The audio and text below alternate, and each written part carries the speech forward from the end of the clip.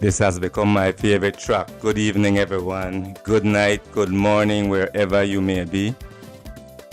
I am Cyril Uruwei. This is another episode of Dangriga unMuted. This is where we unfold, we unpack all the good that is happening in Dangriga and nationwide, all the corruption that's happening in our midst, locally and internationally. I want to say a pleasant good night, good evening, good morning to each and every one of you out there, wherever you may be. Dangriga respect you. There's a lot to talk about. I will be joined by my sister Ifa. Let me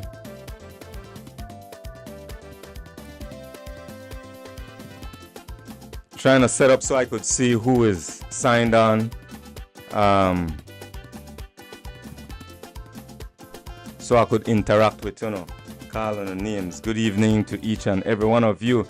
If you want to sign on, if you want to come hang out with Cyril Uruwei, I want to thank you guys. You could have anywhere else, but on this side, if you can chill out with me, so I appreciate that. Yeah, we have a whole lot to talk about. I want to thank each and every one of you for sharing the live. If you want to share already, please don't be selfish. Do me a favor and share the live. For those of you who already shared, respect due.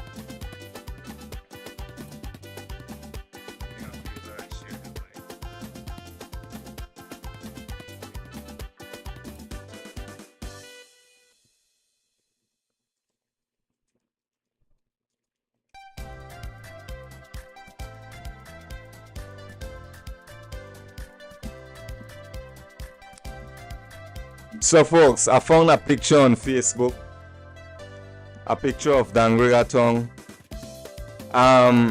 It has no logo, so I'm gonna share this photo with you guys. It's a drone footage of Dangriga Town from the main bridge. I love this photo, and I said one day I'm gonna use it as my background. Check this out. I do not know who the photographer is. Whosoever you are, I want to thank you for such beautiful depiction of Dangriga Town. This is Central Dangriga. Lovely photo, right? Dorina Castillo, good evening to you. Good evening to each and every one of you. I'll be joined tonight by my dear friend and sister Ifasina Efunyemi, where I'll give some updates as to what's happening in Dangriga. Listen, the sarcasm is out of order, is out of hand. I saw a post by some individuals who are organizing people to come together so we could clean up the beach, try get rid of the sarcasm. It is really bad. I'm going to show you guys some footage that I took yesterday. I think I will go assist on Saturday too. So for all of you guys in Dangriga, everybody, let me show you guys how bad this is. Watch this. This is the sarcasm here in Dangriga. Check it out. Really bad, really bad.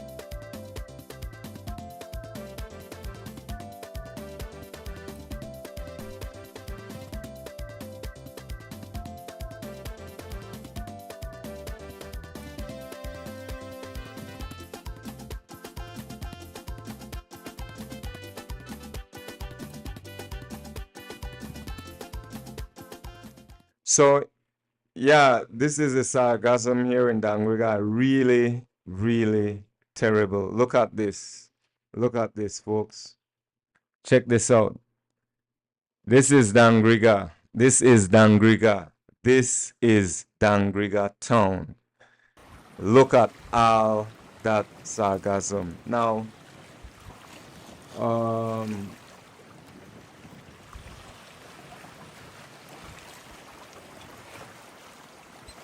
let's see here. All right, I want to talk about touch on the pier as well. So that's another thing we're going to talk about. All this, folks, all this we're going to talk about. Check out all this sarcasm. I am calling out to each and every one of you, each and every individual in Dangriga. Let's do something about this. I will go out there on Saturday as well and try to get this thing looking better, or I don't know how much of this we could do, but this is bad. This is terrible. This is terrible, and we got to do something about it. We must do something about it. So I will share the information on my Facebook page. There are several individuals who are making the appeal to or pleading so people could come out on Saturday to help clean up this sarcasm, all this. I also went to the Town Pier as well. Salute to each and every one of you who were out there.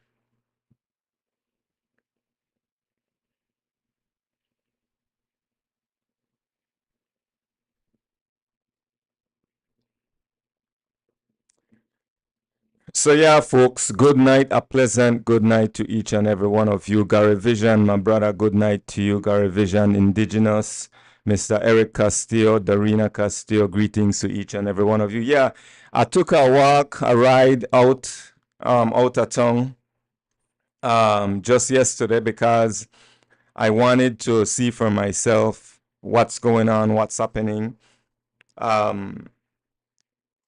Folks,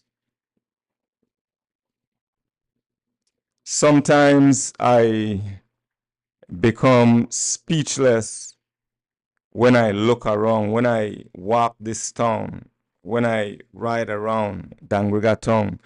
And lately I've been very mindful, very conscious of the fact that whenever I come on live, whenever I come on this show, it might appear as if though it's always negative or beating down on someone or criticizing someone. And I wish that that I don't have to criticize anybody. I wish that I don't have to say anything negative about anyone. However, that is difficult. It is extremely difficult with our situation in Dangriga. There's a whole lot I want to talk about. First and foremost, I want to salute each and every one of you who took the initiative to go out there with your hammer, to go out there with your saw, your screw, your electric screwdriver, or screw gun, drill, generator. Those of you who donated, I want to big up Charlie Marr, who was the spark to this initiative. I sincerely applaud each and every one of you. Still, I maintain how I look at this, this beautiful thing, community coming together. For me, I look at it two ways. I really applaud everybody when they're out there. I really applaud everybody who contribute. And I think it's a good thing in the sense that Dangriga people getting up to do for themselves is showing a sign of frustration, is showing a sign of enough is enough. Enough is enough, right? It's also telling our leaders, we're not going to wait on you anymore. Now, I am doing my part as a citizen of this country, as a resident of this town. I am doing my part. I try to come on live every Wednesday night at 8:30 p.m. so I could share updates, development, so I could share the injustices, the corruption that's taking place, and so I could applaud those of you who are doing the work as well. But I have to say this, right? While that's a good thing, community coming together, telling our leaders we deserve better, that's an insult to Louis Zabani. That's an insult to my dearest brother, the Mayor Mariano, because that Town Pier has been like that for many, many years. So that's an insult to those of you who are supposed to be leading us. I see that with love. I see that with respect. My voice might sound frustrating because there is frustration inside. So that's my, and the second half of that, while I applaud those, the second half of that is this. This is what I mentioned not too long ago. This Town Pier is part of the development. This whole development that's going on out there. This Town Pier is supposed to be included in that development. That whole plan that they unfolded before election. The plan that seemed to be on the way. They're doing some work out there. And so I ask, we're gonna go and repair, do all these repairs, right? You have a good and you have a questionable parts. I would have asked or request answers. When will you guys address the Town Pier? As in what phase? When will you guys start to work on this Town Pier? Is it in the next 6 months? Is it in the next 3 months? Is it the latter part of the project, maybe close to general election again in 2030? When? Now, if the answer are, well, we're not touch the pier till 2030 or just before election again, then we'll deal with this pier thing. So, but let's just say it's within a month, within 2 months. We have to, my brother Eric Castillo, I'll read your message in just a bit. We have to hold our leaders accountable. We have to demand what we are paying for. We go to the polls every 5 years for general election, and we go to the polls every 3 years for municipal election, and we choose a leader. We choose a mayor, we choose an era representative to represent us, to speak and act on our behalf.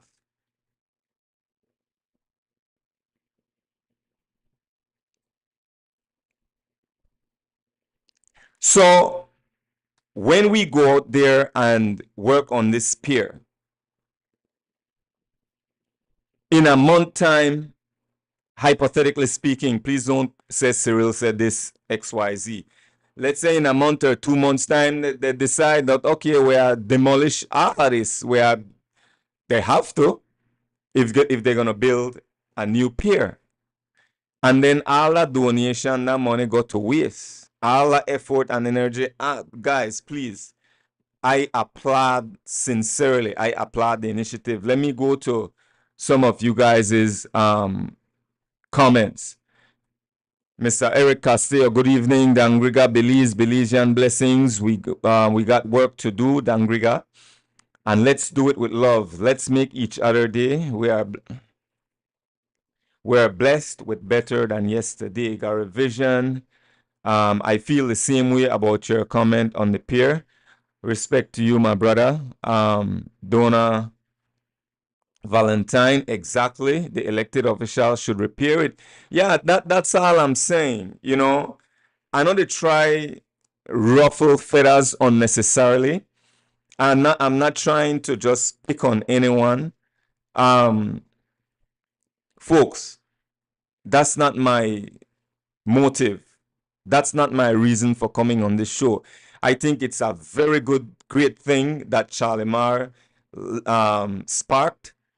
And like I say, shame on our leaders, shame on those who were supposed to get that pier fixed many, many years ago. Another thing that I want to talk about,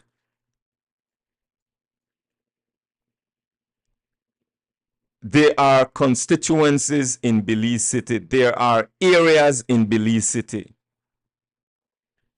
We have less than 2,500 voters. I'll pull up that chart in just a bit. There are constituencies in Belize City. We have less than 2,500 voters. You come to Dangriga. In Dangriga, we have over 6,000, I believe 6,500 voters. 6,500, all right? I'll pull up that table so I could give the accurate number. That constituency in Belize City get one era representative. Likewise, Dangriga for their 2,300. Let's give them that. They get one era representative. They also get the same amount of money the era representative will get for the 2,300 people, voters. That is same that one era our one era representative in Dangriga will get for the 6,500 people. Uno consider that fair? Is that fair representation? Is that fair representation? Donna Valentine, they promised to do it.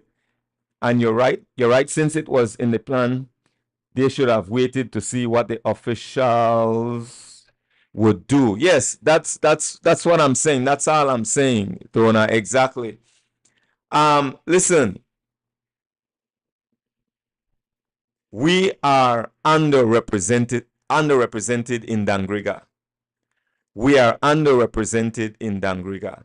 And if this mean nothing to you guys, then uno not really care about uno quality of life. If one area at Belize City we have 2,300 voters get one area representative and they get the same amount of money where Louis Zabani will get for Dangriga, we have over 6,500 voters. Where is the fairness in that? Where is the fairness in that? Let me check up on my guest, Ifa. Almost finished. All right, Ifa will join me in just a bit. So, are you guys understanding me? I hope that you they understand because this is crucial. It is crucial. Jerry Enriquez is in court with the government of Belize to fight for redistricting so that they could divvy up the districts equally, so that Dangriga could possibly get one extra era representative. Who knows? When you go to Stan Creek West, Rodwell Ferguson, Stan Creek West have over 10,500 voters. 10,500 voters. Let me pull up the chart so I could give accurate numbers. This is important. This is important. And if any of you guys want to call and weigh in, the number to call is 949-682-5629. 949-682-5629. I'll put it up on the screen. But let me pull up this chart and I want to share the table. The table that shows the size of the different districts, the numbers that we have in each district. So here we go. I found it. Show this here. All right.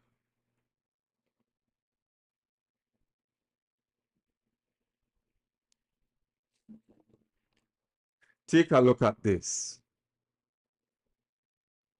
Let me increase this in size.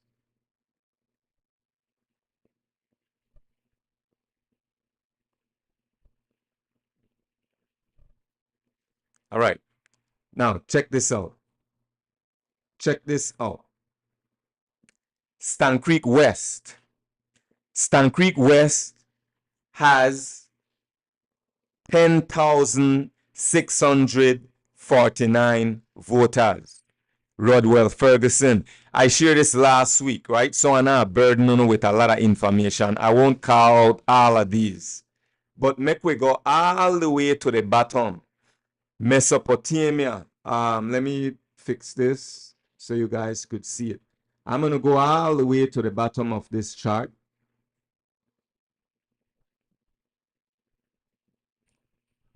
Look at this. Mesopotamia. How many electors? 2,343. That less than half of where Dangriga got. Where Dangriga is? Let's see. Where are we? Dangriga here. 16. Dangriga has, okay, I gave a false number earlier. I said 6,500. So let me correct that. Based on the last statistic, just in 2005 before the election, Dangriga has 6,252. We also have Fort George, all the way at the bottom, second to the last, 2,568. So what is my point here? Jerry Enriquez is in court. Jerry Enriquez is in court with the government of Belize, fighting for redistricting, fighting for fair representation. The government is spending thousands of dollars, your money, my money, taxpayers' money, to hire the best attorneys to fight against Jerry Enriquez, to avoid what is beneficial, to avoid doing what is beneficial for the freaking people.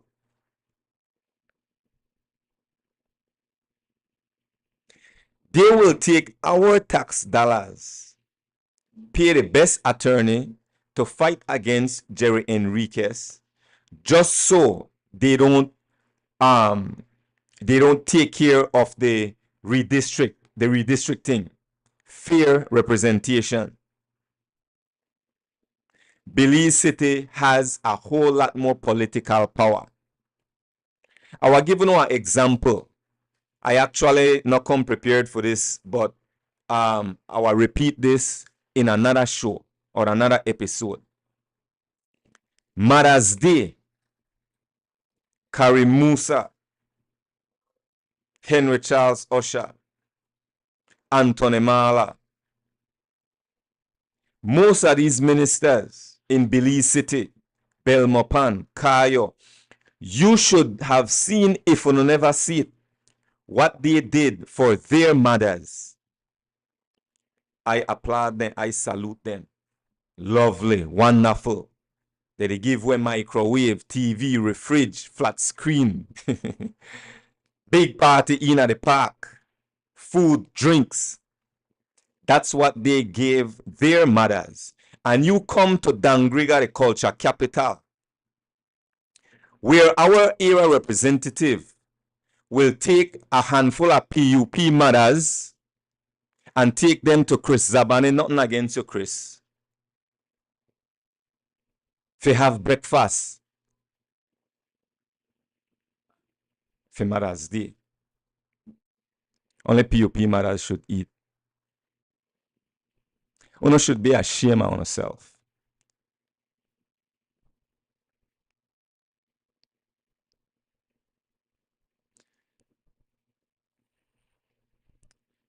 You know,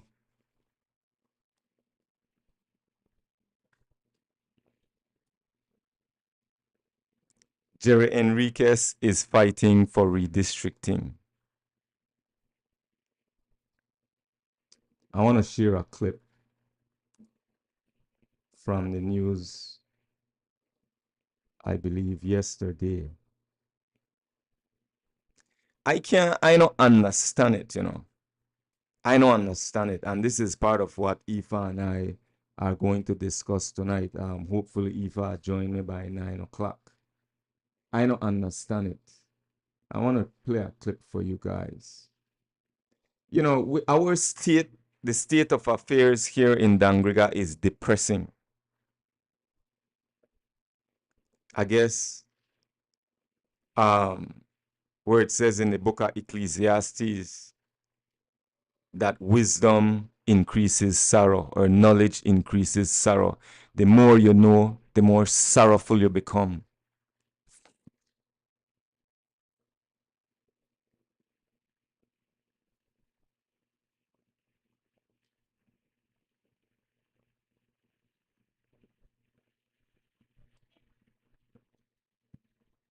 I don't understand. I'm pulling up this video to share with you guys. I really don't understand.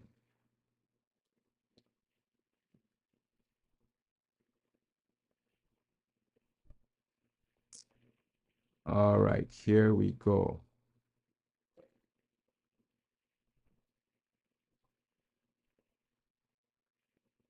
Here we go.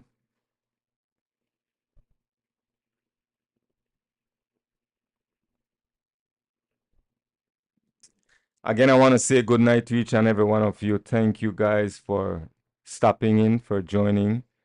I'm waiting for Ifa. While I wait, I pull up this video. I want to share an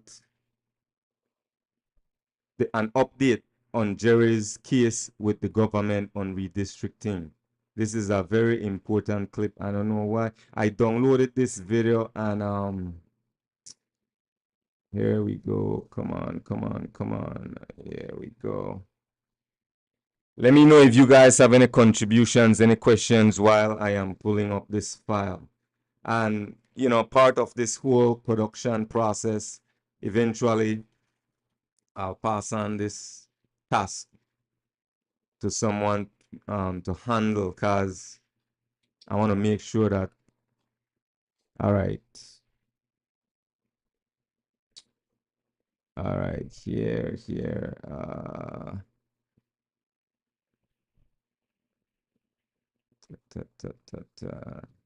all right, good, I got it. So listen to this, brothers and sisters. Let's take a look at this video briefly. The bias application calls for the recusal of Justice Tawanda Hondoura from the matter relating to Jeremy Enriquez and others who challenge the legality of the general election in March. It arises from this exchange in court. I have seen something very disturbing and I want to bring it to your attention. And during the break, I'm advised, my lord, that unfortunately your microphone was on.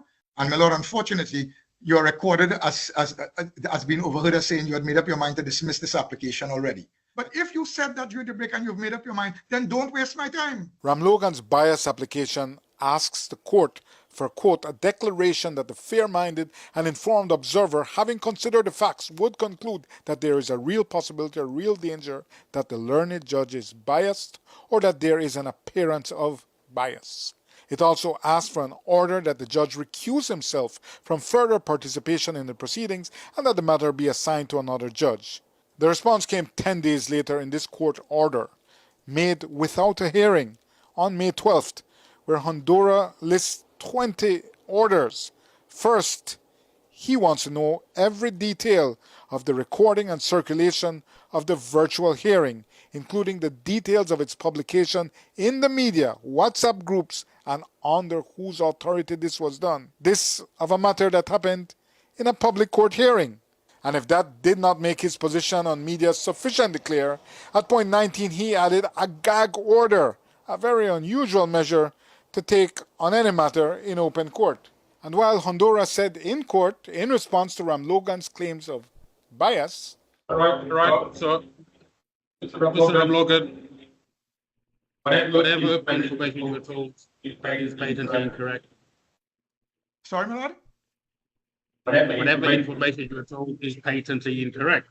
But in the reasons for the decision, Honduras conceded that he was speaking to another judge, Justice Nabe, about one of the precedents raised by Ram Logan in the hearing. He says, quote, Justice Nabe did no more than take me through her 41-page decision and answered my questions. I did not have any conversation with Justice Nabe in which I informed her that I had already decided on the case and or that I was merely going through the motions, having already made up my mind, end quote. He later explains, judges do, of course, seek each other's opinions on case law. The claimant, Jerry Enriquez, through attorney Hubert Ellington, asked the Court of Appeal to stay Honduras' order. The hearing was held in June, and in a written order on the 7th July, the court granted that stay and the hearing. That had the effect of lifting the gag order, which had been in place since May. And in a press release, Jerry Enriquez says, quote, the Court of Appeal intervened in my legal dispute with the Honorable Justice Honduras and has stayed the 20 orders he made against me in my application for judicial bias against him. Among the orders that the Court of Appeal stayed in its written order on July 7, 2025 was an unprecedented gag order intended to prevent me from publicly disclosing details about the very orders that Justice Honduras had made against me. I consider these orders to be oppressive, unreasonable, and unfair. I also view it as a gross violation of my constitutional rights to free speech and a fair hearing. End quote. He notes that the Judicial and Legal Services Commission has given no response to his complaint of judicial misconduct against Honduras. He says, quote, this lack of action by the JLSC is deeply troubling, especially considering Justice Honduras' efforts to silence me through orders that the Court of Appeal has now stayed. This recent development has reinforced my conviction that the JLSC must act quickly on my complaint, as Justice Honduras has exploited my bias application against him to attempt to silence me, end quote. Enriquez also notes, quote, Honduras confirmed what we have been saying all along, which is that he had in fact discussed my case during the court's lunch break with another judge. He also attempted to force my legal team and me to provide information that could help him defend himself against a judicial misconduct and bias complaint. I believe that this so-called judgment was more of a personal response to my complaint, disguised as a judgment that has nothing to do with my bias application. Martinez concludes, I remain deeply disappointed that my bias application remains unresolved as a result of these orders made by Justice Honduras.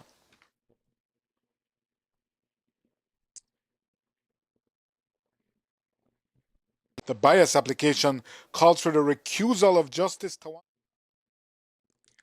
So do you guys understand what's taking place here?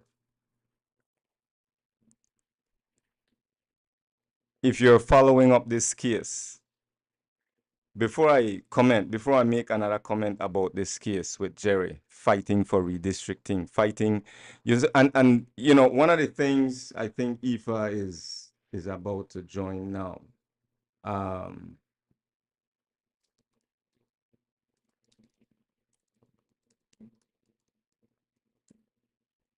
Okay, so one of the things we want to keep in mind, right? Again, the South is heavily affected by this. Like, seriously, folks, all of you out there, I need to ask you, please. Jerry Enriquez has a GoFundMe page. This takes a lot of effort, a lot of time, a lot of money to carry the government, the court, to do what is best for us, for you, for me. Dangriga is being affected by this tremendously. The entire South is being affected by this tremendously. I think throughout the South, if I'm not mistaken, we have about 4 area representatives total. Belize City alone, I believe, have about 10. So this is what Jerry is fighting for us to get fair representation, for us to be represented fairly. Before I comment on this video, check this out. I'm going to play this video while I give Ifa access to the to the waiting room.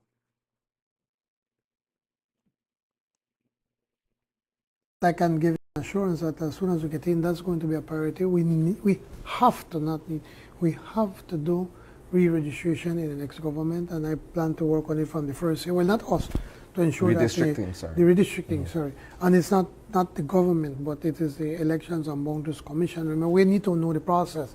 They are the ones that leads the process for the redistricting exercise, and then it's given us as a government or to the government to then take to the House. It's the House that either accepts or rejects the redistricting exercise. Do you believe that it had to have gone to the extent where it is before the court now, or it should have been something that I would want to think could have been dealt with in short order, considering the fact that you were on the side of redistricting prior to November 2020? You really try to find something going wrong with this government, not true? I'm just calling it what it is. I'm not going to argue on that one.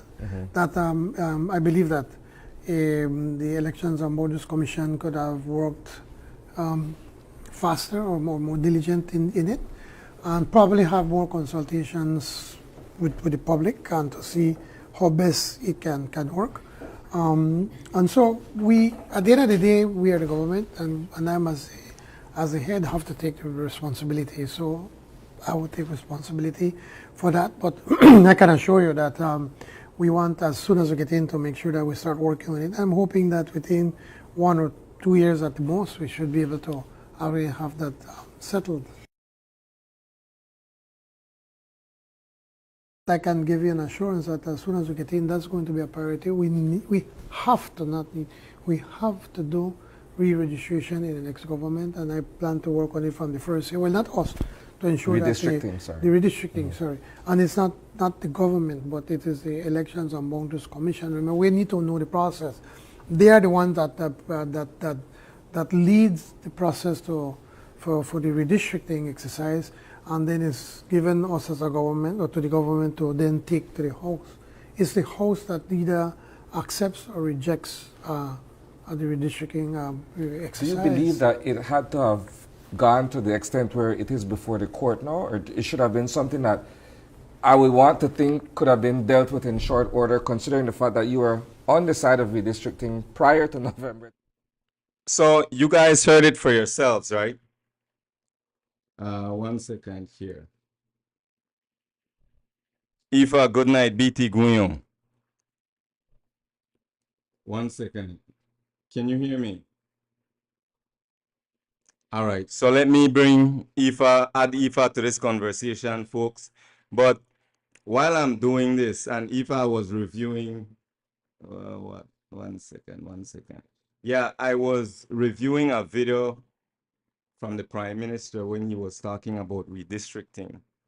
And just to summarize, he was saying that as soon as they get in, they're going to make sure that they address redistricting, right? For us to have fair representation. Let me give this thing undivided attention. So I'm excited to have you, Ifa. Ifa is here with us now. We're going to chop it up. Let's see, Zoom, here we go. Got that. Let me share. Just bear with me, folks, as I add Ifa.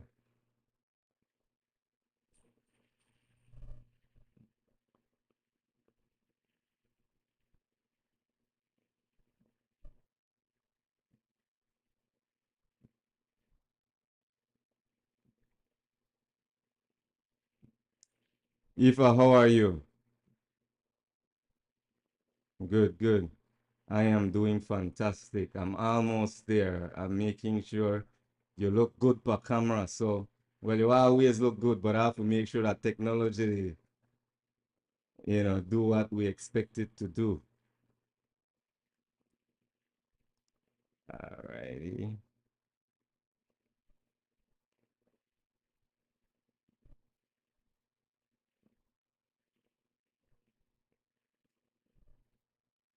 Ifa, while I am working on this, I want to thank you again for always being willing to just hop on for the 𝐿BAFO TV show.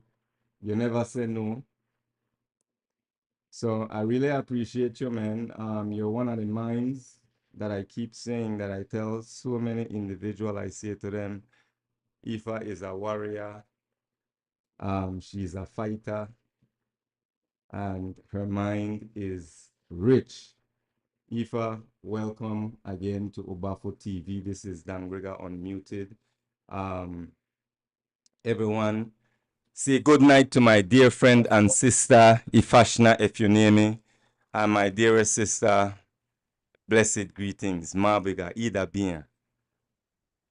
𝐾𝐻𝐢𝐬𝐤 muito unat na lona no na ya biya homa le. Very good. I have you on screen at the moment, just you, because I want to focus on you for now in terms of what it is that we're going to be discussing. All right. Briefly, I touched on the Town Pier, the initiative at the Town Pier. And I also touched on the sarcasm issue that we're facing. What have you to say about the initiative at the Town Pier? Well, it's an admirable initiative. It speaks to what it exemplifies how we should be as a people, how we used to be actually as a people: proactive, autonomous, independent in thinking and independent in action. And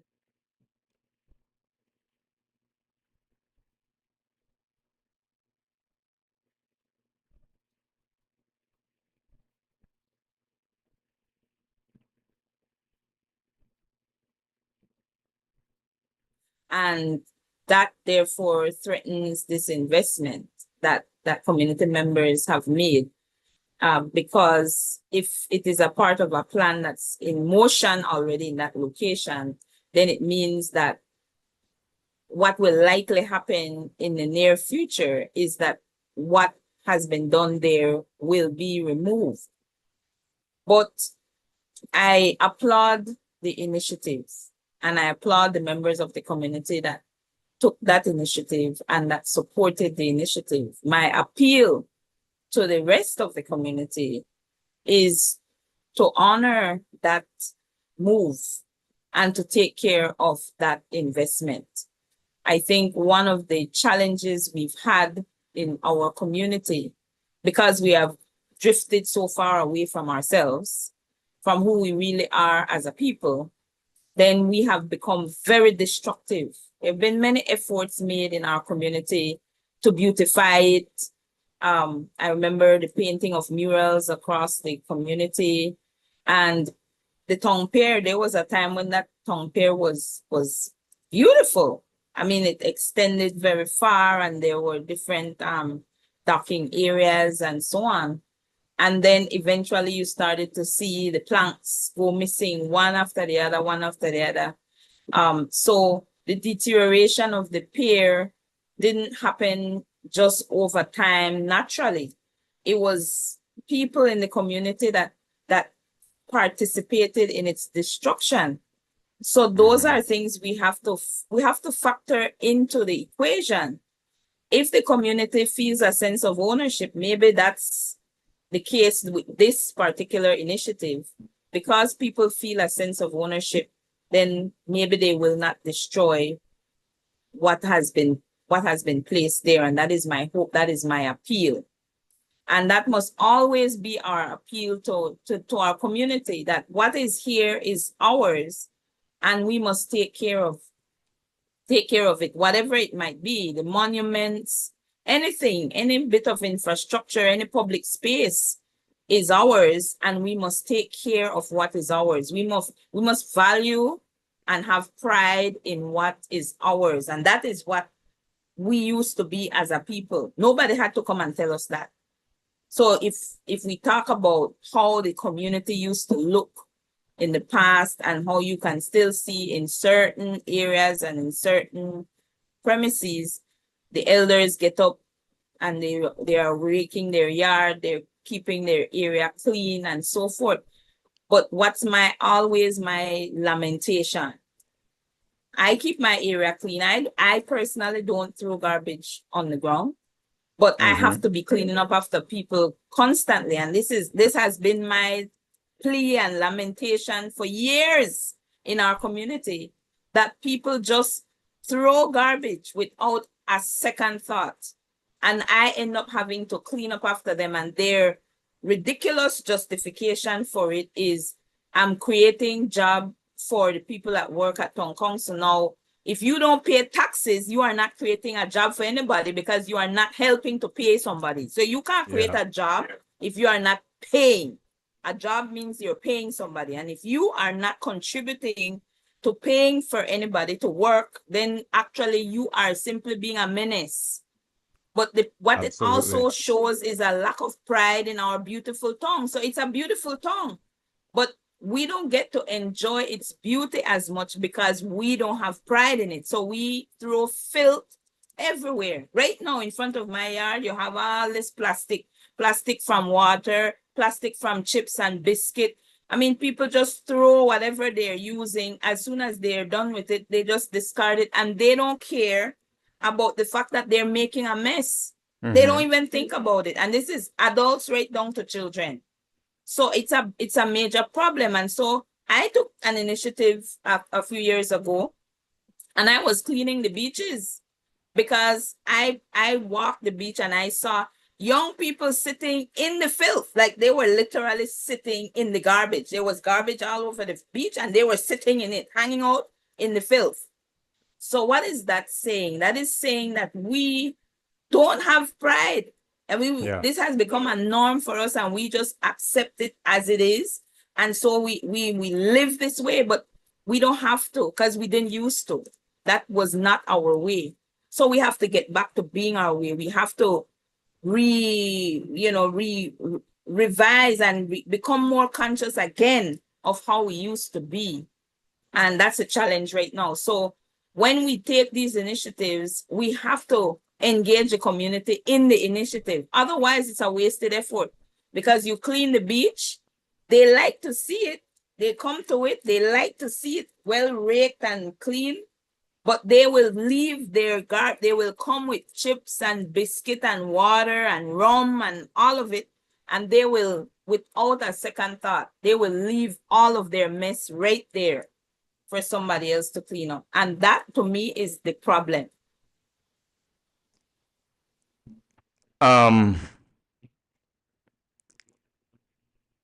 We're on the same page, Ifa.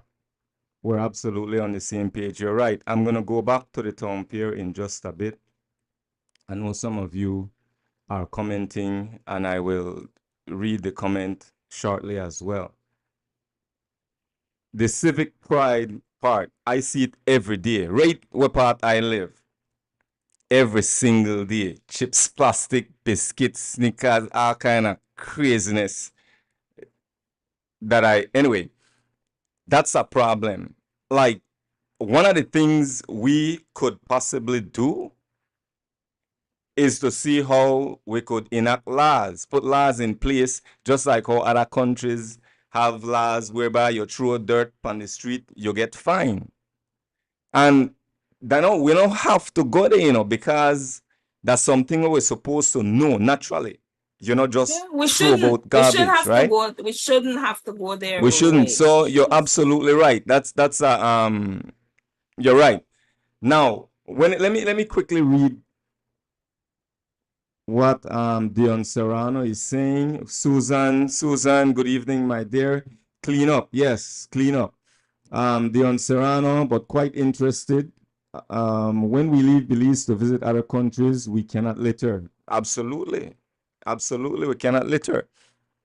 Maurice Herrera, the Town Pier has been a topic of restoration for 41 years, and a promise to the government by the government, that is, for over 40 years now. It's a topic. Absolutely. Absolutely. I'll get back to that, Maurice. Warrior Carib. I'm not sure you probably have oh, Miss Ifa. Miss Ifa, as a newly elected member of the NGC, I'll finish read, but I want to humbly ask for us to categorize the discussion, and I want to kind of keep it in order here. Once we have time, then we'll touch on any other topic outside of what we intend to discuss. So he said, Ms. Ifa, as a newly elected member of the NGC, what will be the #1 priority? Brother, I will come back to this question because this is more about NGC. I humbly apologize. I want to throw in, we haven't touched on a lot just yet. So, but to what Daifa said earlier, absolutely, Bedrin, you're right. It has been a topic of discussion, just talk. And Ifa and I had a discussion earlier today. Interestingly, you see, we agreed that, see, this is our problem, you know. This is a Dangriga problem. This is our problem. There is a sickness, there is a cancerous, this thing in us. We just destructive to each other. There's a system in place that keep us against each other. So when the time for election, we there right now. And I want to say, as much as I will be hard on Louis Zabani or Mayor Mariano or anybody who's supposed to lead us and are not leading us, I'm going to be hard on all of us as well. When the election time, those of you who took your hammer and your nail and donated to build the pier, go make that statement that when you vote with your vote. That's how you make a statement. We play too much. We honestly play too much. So I agree to Daifa. It has been over 40-some years, 41 years of talk. But I don't know if you have any word on this before we jump to something else, Ifa. The issue is active citizenship, right? So again, I will maintain we have moved so far away from ourselves, from our autonomy, from our independent thinking and independent way of existing, that we now are more passive and sometimes passive aggressive, but we are not assertive anymore. And we are not proactive anymore, not sufficiently. Yes, this move to fix the pier after so long was a proactive move by a group of people, by a few. But I'm speaking about the wider Dangriga population. And we are not proactive when it comes to our community. We are not proactive when it comes to holding our leaders accountable. Some of us aren't even proactive in being a part of the election process after all the effort and sacrifice that went into ensuring that we had a voice and could vote, right? Universal adult suffrage was not easily gotten. We had to fight for it. And before we got that, our voice meant nothing. We had no say. So now for us to be now in 2025, with the opportunity, the option to have a say and not say anything, not in a meaningful way at least, it keeps us behind. Yes, people will use social media and they will rant on social media. There are people who will, in their little gatherings, they will rant in their little gatherings, but nobody is writing. They're not writing petitions. They're not writing emails. They're not lining up at the area representative's office or the mayor's office with a deliberate cause, a deliberate course of action, a deliberate request that is collective in nature, because people will line up at those spaces for their own personal interests. You see, we've become individualistic. We're no longer community oriented. And this is a part of our downfall as a people. It's been used against us because it's easy to appease an individual. It's easy to get the individual to quiet down. You give them a pacifier to let them not say much. But when we are thinking collectively, then the challenge becomes greater. It's not impossible for the political leaders that are elected to office to be held accountable, but it has to be a collective effort. And that means that your allegiance to the party shouldn't supersede the interests of the community, because the resources used by the party when elected to office, those resources come from all of us. Those who vote, those who don't vote, those who are in the party, those who are against the party. It's all of our resources that's used. And this education that I'm talking about, this kind of knowledge, understanding of how we are governed, it is missing from the education system. So many of our people don't understand the process. So they participate even in their own oppression. They will say, well, at my time, the free time for eat now. They say they actually use those words, the free time for eat now. So they will watch their brother, their sister, their cousin, their neighbor lose employment under the notion that, okay, it's my turn, it's our turn now. So why is it that we must take turns? Why should we take turns? What happened to building more opportunities? Isn't that what they said they were going to do? Provide more opportunities. So why would you allow anyone to deprive somebody else of employment and deprive them of food? They use the reference to food. We must eat now. So you will allow somebody else to starve because of your political affiliation. You will allow somebody else to starve to justify you eating. Then we stay behind, Uruwei. We collectively stay behind. Pretty much. You're absolutely right, Ifa. You're absolutely right. Good night, everyone. 𝐷𝑒𝑒𝑒𝑒𝑚 𝐷𝑒𝑒𝑒𝑒𝑚 Greetings to each and every one of you, mi gente. Folks, this is Dangriga Unmuted. I am Cyril Uruwei. I am joined by my co-host tonight, Miss Ifasina Efunyemi, aka Ifa. Let's shift gears a bit. I spoke briefly about redistricting, the malapportionment of the districts, the unfair representation. And I want to throw this in real quick, and I'll give you an opportunity to comment, and then we'll quickly jump to the 13th Amendment, because that's a hot topic too. Now, redistricting. I said earlier, we have Dangriga. Let me pull it up again. Dangriga has over 6,000 voters, 6,200 and something. You go to Belize City, Mesopotamia has 2,343. So by those figures, Dangriga could get 3 constituencies. Thank you. We could get 3 representatives. But not only that, also the amount of money they get monthly for the 200, 300 plus, that the same thing we get for our 6,000 plus. Yeah. So we're politically weak, we're economically weak. We have no kind of political power.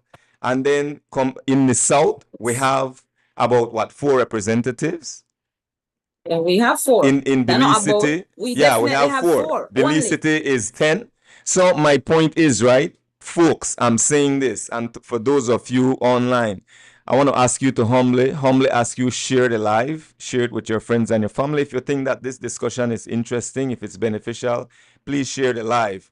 Last thing on this, and then I'll let Ifa comment before we switch gears. Ifa Jerry Enriquez is in court with the government to fight for fair representation for redistricting. I'm asking each and every one of you, please join the fight to redistrict now.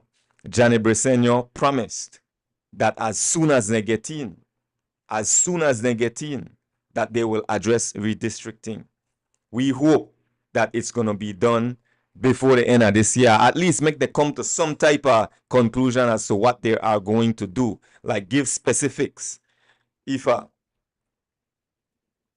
Uruwei, I talk about this thing and I put it in simple terms, and it goes right back to what I said before about the ignorance, right? Our lack of knowledge about how we are governed. And I talked about this in simple terms and said, what if we put the figure that's given per month to each constituency as, say, $1,000? Each constituency, $1,000. When you look at any of the districts that have multiple constituencies, it means that that district gets more than that 1,000. No matter how many people are in their constituency, and no matter how many are in ours, we end up with this 1,000. That's all that's left for us to share. Now, the figure is actually more than that 1,000, but I use the 1,000 for ease of reference, right? When you look at Belize district, which includes Belize City, and then you have Belize Rural North and those other, I think 3 other constituencies apart from those in Belize City, then you're looking at that one district getting, out of this pie that we're all supposed to be sharing, they get $13,000 out of the pie. $13,000 out of the pie goes to one location, the Belize district. It doesn't matter if 𝐾𝐻 district is bigger, Toledo district is bigger. At the end of the day, that district gets 13,000 out of the pie. Then with 𝐾𝐻 having what, 5 or 6, then they get a 6,000. And all we get is one for Dangriga, one for Stann Creek West. That's it. So the $2,000 must suffice an entire district. The same for Toledo, the exact same for Toledo. $2,000 to suffice an entire district each month.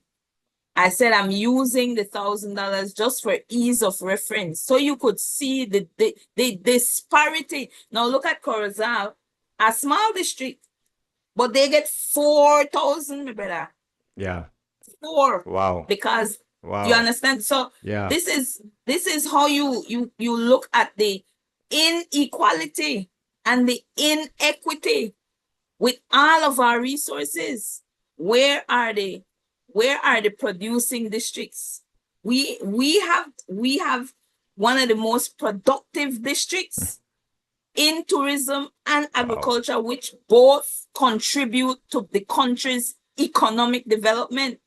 And yet of this pie, which we contribute so much to, all we are getting is chump change. So this is what people must understand. If you don't have equitable representation, then you are mute, essentially. Yep. You don't have power, and people don't understand this, that when they sit around that big oval mahogany table in the cabinet room, they still have to be negotiating with each other, you know. Even when they're from the same party, they still have to be negotiating with each other, and you have to pay attention. Who get what ministry? How they decide who get what ministry, and how much money is given to that ministry? What's the budget allotment to that ministry? Because it means that that minister is managing a larger chunk of the pie than others. They have to be negotiating with each other. So our one area rep will have to now be negotiating with the other area reps who are responsible for housing, who are responsible for natural resources, who are responsible for health, right? Yeah. Because now they have to negotiate for the other services that we need. They still have to negotiate. And if they don't like what, if one not like the other, you know what get our constituency no one get house. Yeah. If the housing minister and our area rep no get along, right? And unfortunately, our area reps don't have that relationship with us that would have us backing him, right? So let's say he did have that drive and was fighting adamantly to represent us, and he was facing challenges doing so. Then he could come to his constituents and say, listen, I'm having this fight and I'm not getting the support at cabinet. I need you. And let's take 10 buses to Belmopan. We are backing our representative, because now this is an Obo party. He is now representing us, all of us. Even those that are you didn't guys, go to vote. Ifa, 1 second, I can hear you, but I'm watching the live and it seems like your video is frozen. Let's take a look. Okay. Could you But guys perhaps the give me audience- some feedback Yeah, on my screen? Let It the seems- audience say if they're seeing or hearing. Okay, I think you're back now. Let's. Yeah, sorry. I'm sorry. I didn't mean to break your. You were on a roll, but I'm glad that you're here to give your take on it, because this is something that I really hope that we the people get to understand. You said it beautifully, Ifa. You said it beautifully. It's disadvantage. It's disadvantage us. Yeah. Because we do not have fair representation. So our We voice. don't have, and you we know don't what the have a biggest voice. and what I want to also add to this, our own area representative can't even speak on it. He can't. He could have never go and say, my people need better. I need more for Dangriga. Rodwell could say it, you know, Ferguson, Uruwei. well, he can, could but say Rodwell could say too, but the consequences. what is this? What is the strength of them saying it at that cabinet table? They will have to have allies at that table, because Yeah. Minister Ferguson is only one, and Minister Zabane is only one. While now Corozal could operate as a block, Orangewa could operate as a block, those in the Kayo area could operate as a block. Well, the Belize district, they're the strongest block because they're the biggest block. Don't lose your train of thought, folks. I am putting a QR code on the screen. Susan, thank you so much, my dear. I don't know where I would do without you. I didn't have the link for the GoFundMe page for Jerry Enriquez. We need to help Jerry get the funds he needs for redistricting, printing, attorney fees. This is a high power attorney that Jerry has, that fortunately that we have access to such an attorney, but this attorney has other junior attorneys that work with him that needs to get paid. Jerry needs to be traveling back and forth to Belmopan. Man, let's all weigh in on this. This is important. Each and every one of you from the south, Dangriga, Punta Gorda, Hopkins, wherever you are, message people. Make them donate to a 5, or 10, whatever they can toward the attorney fees, toward all the expenses that Jerry needs to take care of. Ifa. Yes, and this again, Uruwei, I maintain we need to go back to our fundamental principle as Garinago. I for you and you for me. Collective thinking. Collective security for surety. Because what colonial education has done to us and capitalism is make us individualistic. Yeah. So we are We're no looking longer out a for our collective. own personal interests, not the collective interests. This cause that Jerry is fighting is a collective interest, and we must collectively support it because it will benefit us collectively. That is the nature of being Garifuna. So right now, that is what is in question. A lot of Garinagu are not truly living Garifuna Dwell. And this is nothing to do with just speaking Garifuna, eating Garifuna food, following Garifuna spirituality. The fundamental principle of being Garifuna is looking out for each other. It's collective consciousness. It's collective living, right? So where are we when it comes to that, to looking out for each other? Where is that consciousness? We look to people and we expect from people, we want and demand from them. And what are we demanding of our own selves? Right? This is the challenge that we have as a people. And it is that kind of mind shift that we now have to be working uphill to get our people to be I want to go to the comments, and then let's see how the comments go, and we might shift gears after that.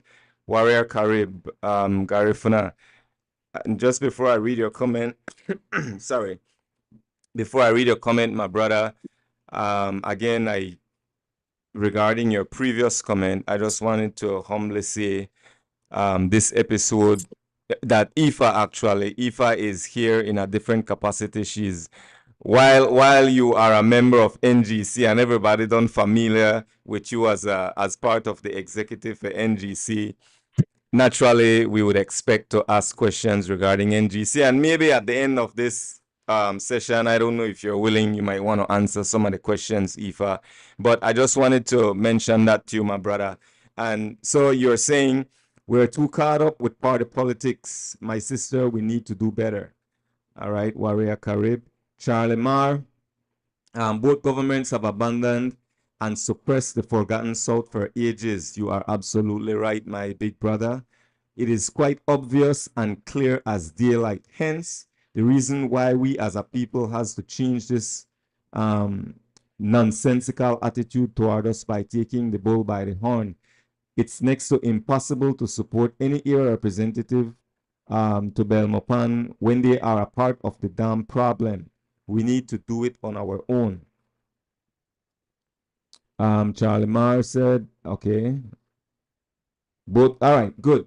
So, briefly, Ifa, any final words on this topic, and then we will move on. But again, before you begin, folks, I have a QR code on the screen. I'm humbly asking each and every one of you screenshot it, and please support Jerry Enriquez. This will lead you to the GoFundMe page. Just pledge your donation. It will go toward attorney fees, toward transportation, toward printing. There's a whole list of things that Jerry needs to get done. So, Ifa. We have these opportunities that keep presenting themselves to us, Uruwei. The ancestors have not given up on us. So they keep giving us the opportunity to be the change we want to see, make the changes that we want so desperately. Now, we might say that we are a minority, but so are the Mennonites. So are the Asians. They are minorities in our country, yet economically, they are powerhouses. And one of the people that contribute to their wealth, us, Wage Garinagu, we contribute to their economic power. Now, we already recognize that we do not have political power. So now we must aspire to gain economic power, and it is possible. It is possible for a minority to have economic power because we have minorities in economic power. But that requires, again, collective thinking, collective action, collective consciousness, collective living. We have to live that, practice that. That means I for you and you for me. We support each other. It's not we're going against the other people. No, we are supporting each other. That is the challenge that we have. Supporting each other. Absolutely. In seeking our highest and greatest good collectively. I think we could do it, Uruwei, but we have to be committed to doing it. I believe we can as well. Folks, good night to each and every one of you. Again, if you just signed on, please share the live if you find the discussion interesting. I am here with my dearest sister, Ifasina Efunyemi, aka Ifa. Ifa is an activist. She's a historian. She's no stranger to most of us. Brilliant mind, one of the brilliant minds among us. I want to shift gears a bit. The 13th Amendment.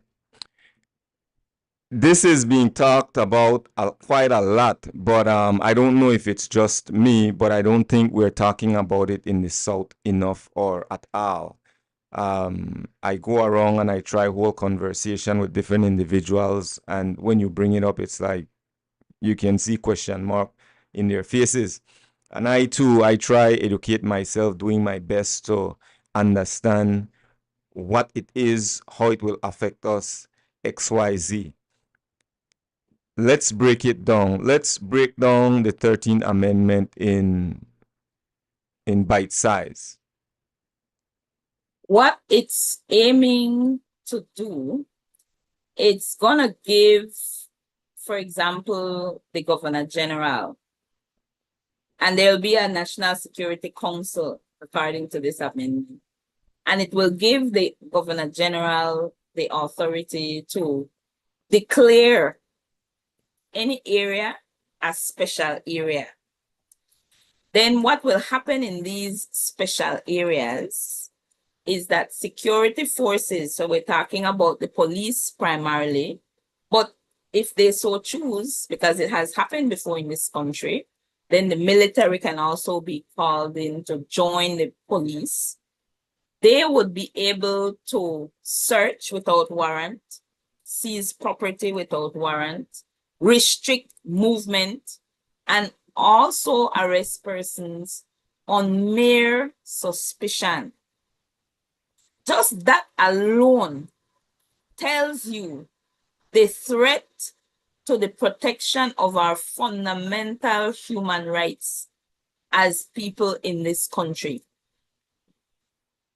To have this amendment pass places all of us at risk of being a victim of this right here. And this is only one of the components where there is significant threat to the protection of our rights, right? And people don't know about it. I say the ignorance that we are plagued with. Ignorance is a costly, dangerous, deadly thing. It's nothing blissful about ignorance, not knowing. Not knowing is a problem, and not knowing is keeping us back. So some people don't think that it has anything to do with us in Dangriga because they're convinced that this is because of all the crime in Belize City. But if we pay attention to the patterns, the trends, first of all, a lot of the people engaged in crime in Belize City somehow have affiliation in Dangriga. A lot of the people engaged in crime in Belize City move around the country. They have relatives and friends. And again, because we don't live as a community anymore, people here actually harbor criminals. They give them lodging, they're friends with them, they're relatives with them, and they allow them to be in our community. So the problem with when criminals move out of the city, the fresh air of Dangriga does not change their bad character. It doesn't, if they're in 𝐾𝐚𝐧𝐿, if they're in anywhere that they go, their behavior doesn't change. They bring their behavior to where they come. And so the problem basically spreads. So while people might think that this issue is only applicable to Belize City, so we don't have to worry about it because we don't have any problems at Dangriga, that's a lie. That's an illusion. That's a lie. That's a lie. This is an issue that impacts all of us, because then when they're talking about declaring special areas, what will stop them from declaring Bakatonga a special area? What will stop them from declaring 𝐿 a special area? Huh? If we are having some kind of family gathering, which we do have family gatherings pretty often, what will stop them from declaring any area where there is some kind of gathering of our people a special area, then giving the police the authority to just do what they want with us? It's dangerous. Absolutely. It's dangerous. Because we've seen many instances where even the character of police officers who we entrust with protecting and serving us come under question and scrutiny all the time, because they're human beings and they also engage in criminal behavior. So how comfortable can we be, should we be, with them having this kind of absolute authority? It's like I said, it's dangerous. Dangerous. Very, very dangerous. It means that if we as, even when we come to unionizing, if we want as Garinago, let's say we decided to do a protest because of the negligence of the pier, or negligent, if we have issue over the fact that a canal was blocked at on the jetty road that now impacts Lakeland and Rivers Estate area, we decide to gather and go in front of the area representative's office or the mayor's office. They could, under those circumstances, declare that a special area, and then the police come and they can do whatever they want with us. Because we're voicing concern, even if you're doing a peaceful protest. Right? And we've seen, I mean, I could speak from my own personal experience, we've seen how police can come to something that's peaceful and cause it to escalate. We've seen that. So then so then all that does, Uruwei, is stifle us. It stifles our capacity to be active citizens, to hold our leaders accountable. It basically is making us into some kind of military state.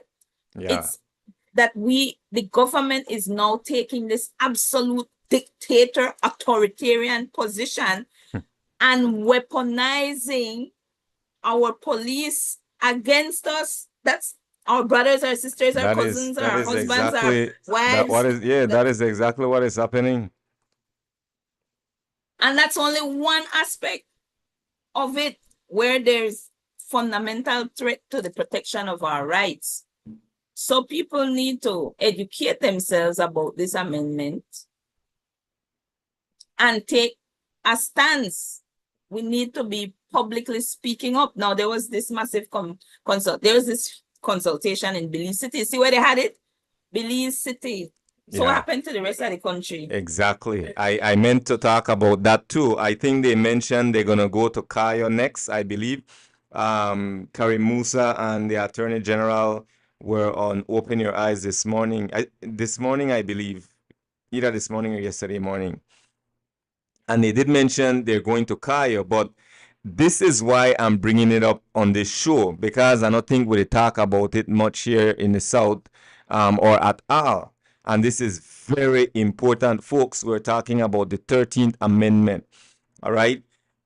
This government, and I want to put this on the table because for those who know my history, my recent history in terms of politics, they will automatically expect that I will talk negatively against the People's United Party. We're talking about an issue here that's affecting each and every one of us. This is a serious, dangerous problem. Also, let's just say, if an individual For example, the UDP is stifling right now. Let's just say that the UDP they get their act together before 2027, before mayoral election. And this, the 13th Amendment, they approve it, everything go through. Anybody who they aspire for political seat or office, they could come and declare your area unsafe. They will have the power to do that at will. And the way the corruption then engage in it, I not trust it. So we need to speak out. We need to let the government know. And whenever I say the government, I always remind myself that there's a handful of people hiding behind this curtain called the government. We know their faces, we know their names. Let's stop pretend like this elusive, that this government, our elusive power, we remotely disconnected from. We know them. This is a dangerous thing. Ifa.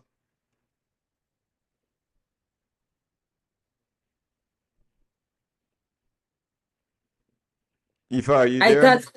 I'm here, but you don't seem to have completed your thoughts. Yeah, no, I to finish what you're saying. No, I mean, continue your train of thought. I say again, it's really, I want to piggyback off of what you just said. When you're appealing to the audience, to each and every one of us, we need to educate ourselves about the 13th Amendment. For those of you who want the documents, I have copies of the documents. I'll email it to you if you're interested. I'll probably upload it on my website and share a link, because this is something we all need to become involved in. We need to learn about it. Your children will get affected. You will get affected. All of us could get affected by this decision. So we have to do our very best to ensure that it doesn't pass, and we have to use all the mechanisms that are in place so that it doesn't. And that means when there are consultations, that we show up, where they provide an email address for when you want to make submissions, you make submissions. We need to utilize our democratic system. I see Charlie Mayer talking in the comments about our democratic rights being taken away from us.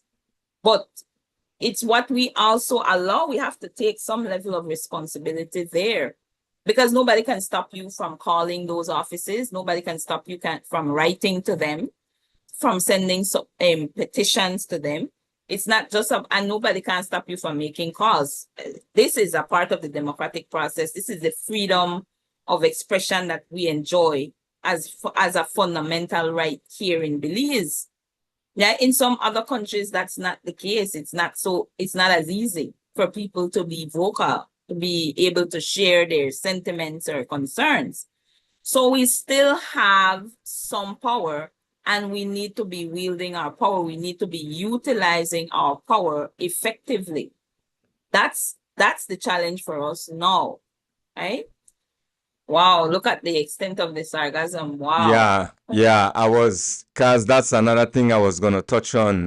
But let's pause on it for a bit. I simply chose to play this video cause I want to prep people's minds as to what is to come. Folks, there is a lot that we talked about. I want to go back from the beginning just to kind of recapitulate what we talked about, Ifa. We talked about the sarcasm. We talked about redistricting. We talked about the Town Pier. Whether or not it's wise, unwise. I don't think we use the word unwise, but we're talking about the 13th Amendment. It's now 9:54. The show is usually 8:30 to 9:30. I'm sure you guys don't mind that we spend an extra 30 minutes. Eva had other commitments, so she couldn't make it on time, and she had informed me of that long before. Now, let's just close off by summarizing each and every one of these topics, Ifa. And before we close out on each topic, I want us to appeal to the audience as to what their role is or could be.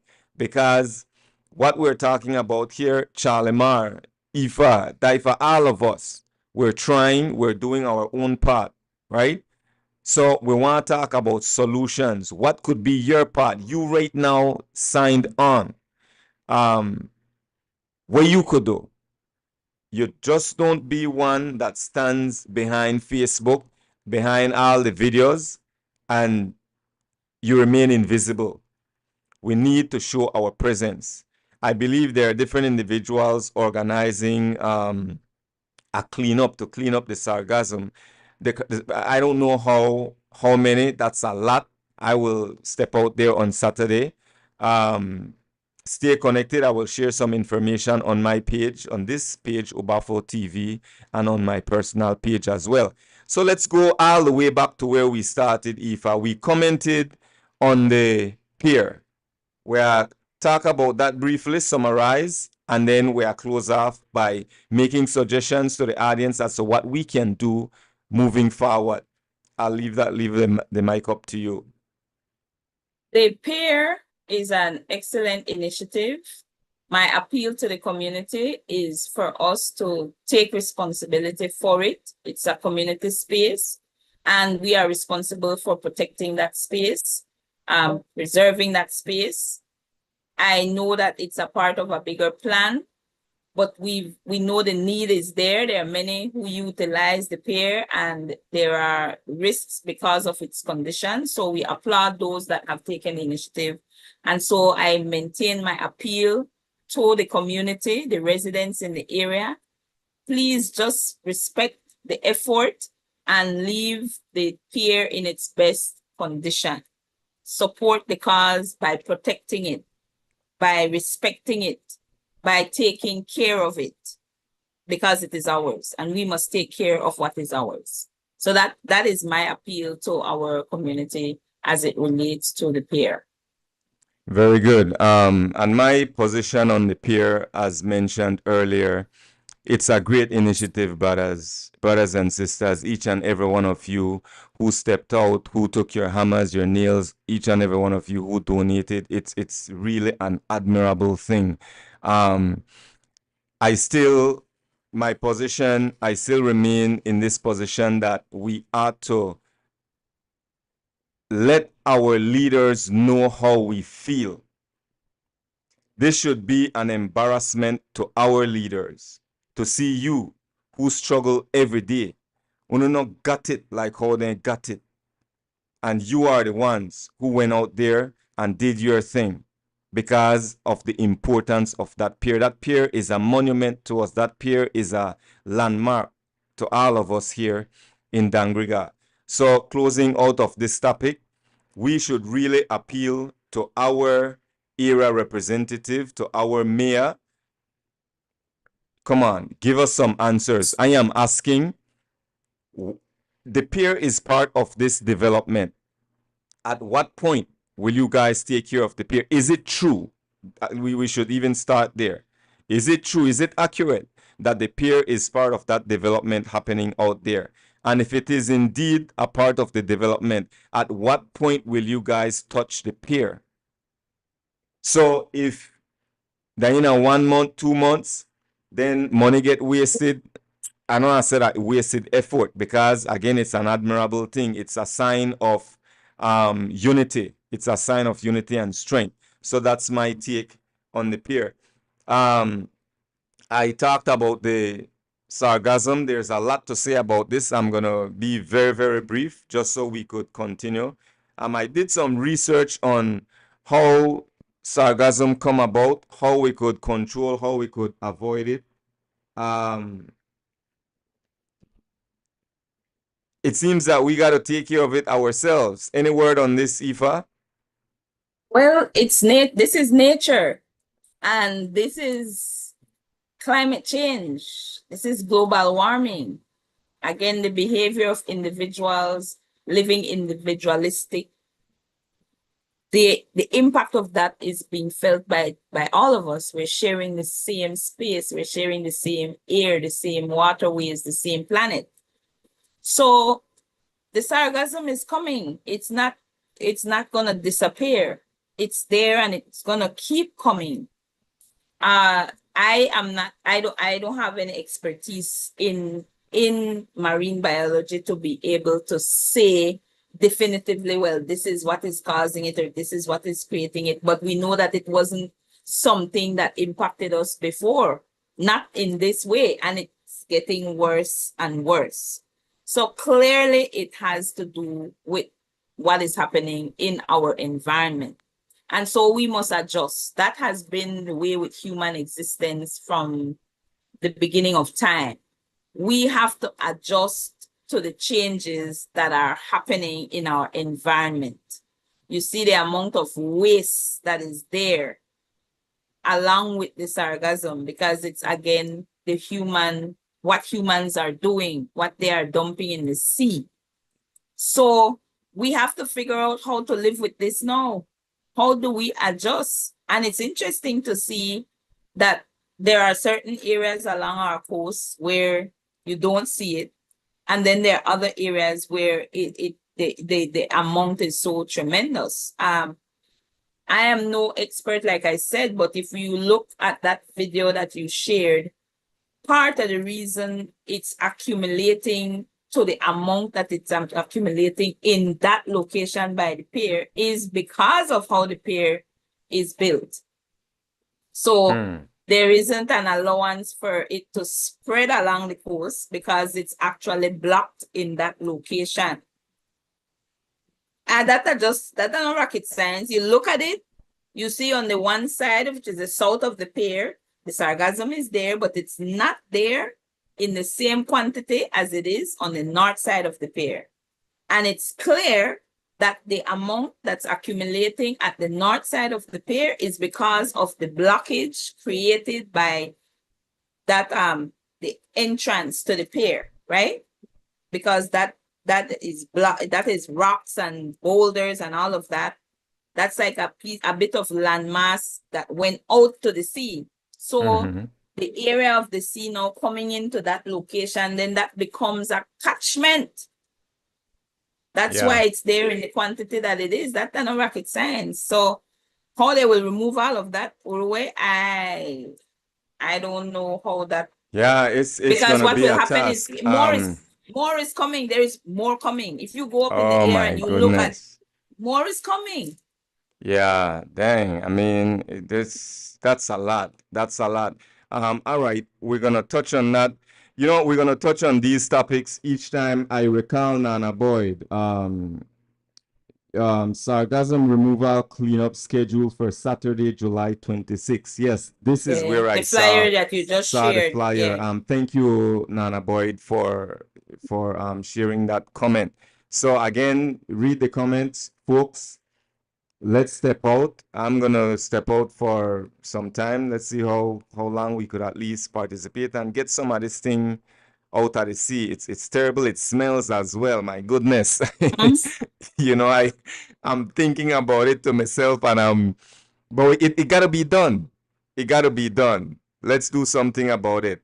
All right, moving. Serge, look up the information and find out, what I have can some be done. information on the screen actually. Here it says, let's see. Yeah, I actually did some research on it because I didn't want to. When I went there, when I went to the pier, I was like, dang, like how did all this happen? How did this happen? You know, it's terrible. So he said, what is sargassum and how does it occur? Sargassum is a type of floating brown algae that, that originates mostly from the Sargasso Sea in the Atlantic Ocean. It normally plays an important ecological role, providing habitat for marine life. I could just share this. I think I'll share this on my page. I'm not going to go and read all this just because we're pressed for time. But, I mean, this explains what it is, how it happens, how we could avoid it, right? So after the show, folks, I will share this on my page. Next, IFA, we talked about redistricting. Again, we are close off on that. It is we're being disadvantaged, right? Disadvantaged. We're being disadvantaged. There are those. Disadvantage. It's a gross disadvantage. There are those in the city. They are getting way more than us here in the south, here in Dangriga, right? I will also post this table on my page as well, so you guys could go download it, review it for yourselves. Take a look at it. Take a look at the disadvantage for how long Dangriga will accept this type of disadvantage. Look at how many of us. We have over 6,000 voters. Some of them have less than 2,343, right? We got to break this cycle. Your last words on that, Ifa. Well, this is a collective effort. It will be successful as long as we collectively address it, because it is affecting all of us. So the effort being made by Jerry Enriquez, we must support it. We stand to benefit with his success. It will be to our benefit. So make sure that we support this cause, because this is a cause that impacts all of us. Don't think about your party. Think about our collective interests as Dangrigana, as people of the South, because it's a gross disadvantage that we have 2 districts, each with only 2 representatives. That really seriously has shown an undermining of our political power. We don't have it. We do not have political power. And if we have any chance of gaining some political power, then we must support the cause for redistricting. Yeah, it is a very expensive undertaking, folks. The barcode on the screen will lead you to the GoFundMe page. I am humbly asking each and every one of you who refer to me as a friend, as a brother, if you are able, please contribute to the attorney fees, transportation, printing, all the other expenses that Jerry has to take care of. All right, you scan the barcode and that will take you to the GoFundMe page. Lastly, we talked about the 13th Amendment. I'll have you close off on that, Ifa. 13th Amendment, as it stands, is a serious threat to our fundamental rights as not only citizens, but just existing in this country. Because as long as you're here, you are protected by the Constitution and the fundamental rights and freedoms guaranteed to us under the Constitution. Now, our government, our nation just went through an entire exercise of revising the entire Constitution. Why are we still piecemealing amendments to the Constitution? Why are we not fully engaging the process of the revision? What is the urgency of putting something in place that will threaten the rights of citizens? What is truly being done to address criminality in our country? The gross disparity in our resources distribution, that contributes significantly to why crime exists in this country. The people that are shooting guns they cannot import guns. Yeah. And we don't produce those things in this country. So how are the guns coming into the country? How are the drugs coming into the country? Right? We have to address the crux of the matter. What is the root of the problem?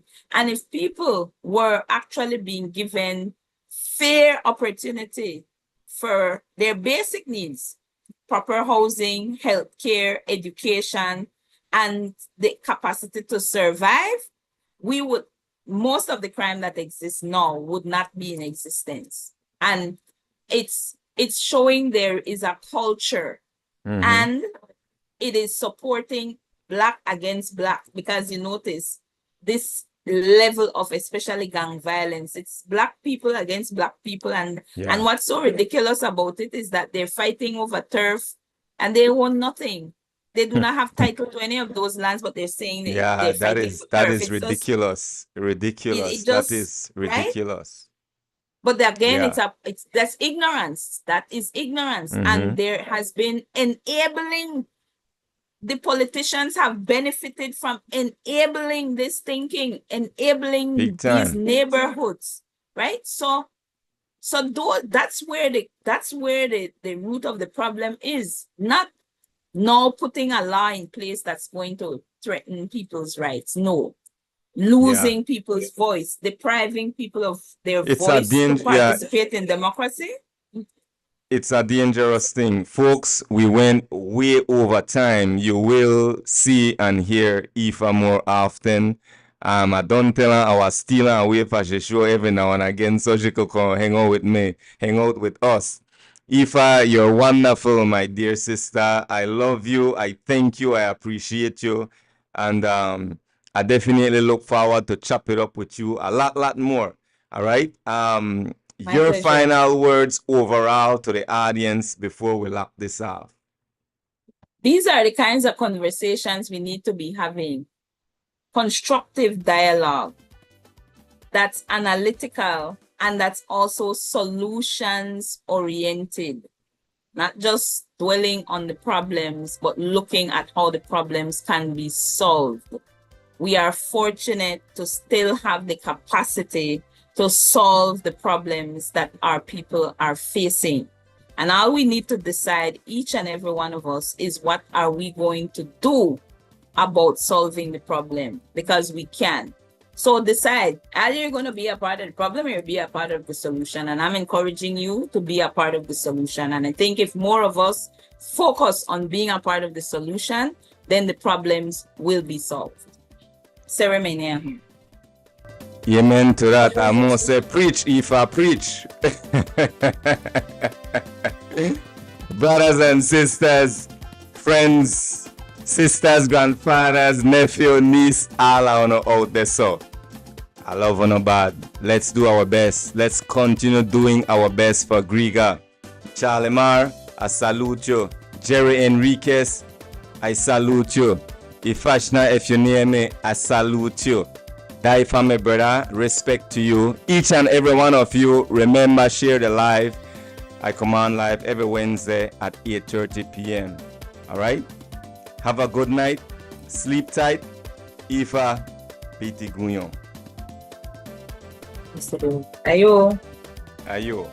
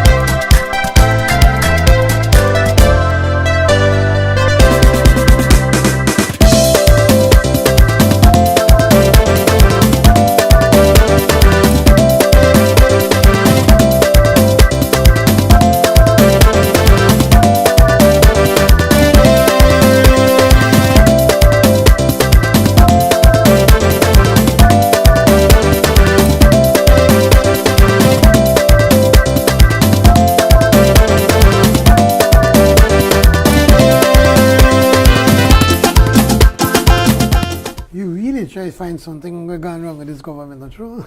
I'm just calling it what it No, is. I'm not going to argue on that one.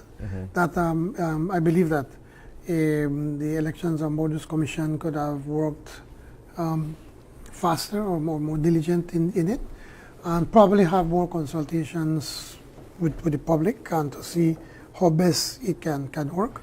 And so we, at the end of the day, we are the government, and I'm as the head have to take the responsibility. So I will take responsibility for that. But I can assure you that we want, as soon as we get in, to make sure that we start working on it. I'm hoping that within 1 or 2 years at the most, we should be able to already have that settled. I can give you an assurance that as soon as we get in, that's going to be a priority. We have to do re-registration in the next government, and I plan to work on it from the first year. Well, not us, to ensure that the redistricting, sorry. And it's not the government, but it is the Elections and Boundaries Commission. Remember, we need to know the process. They are the ones that leads the process for the redistricting exercise, and then it's given us as a government, or to the government, to then take to the House. It's the House that either accepts or rejects the redistricting exercise. Do you believe that it had to have gone to the extent where it is before the court now, or it should have been something that I would want to think could have been dealt with in short order, considering the fact that you were on the side of redistricting? The Cabinet Secretary and Chief Executive Officers received a significant pay raise. A letter to the Financial Secretary, Joseph Wade, signed by Cabinet Secretary Stuart Leslie, outlined the increases. The Cabinet Secretary's annual salary is now $96,000 effective March 13th, just 1 day after the general election.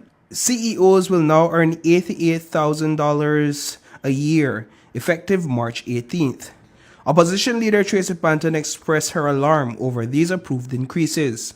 I am a little alarmed, and I hope all Belizeans are too, because this is being done at a time when we don't have an approved budget, when the government continues to operate with an unauthorized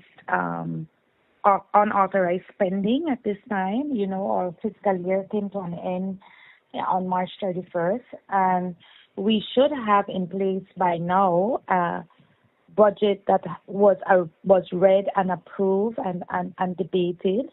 That is not the case.